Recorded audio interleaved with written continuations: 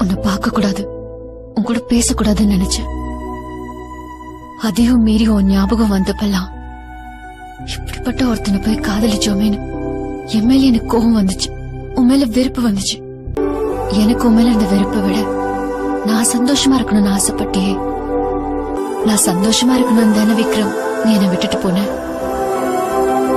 எப்படி விக்ரம் ஒரு மனுஷனால இவ்ளோ காதலிக்க முடியுமா? எனக்காக உன்னையே எழுந்துட்டல.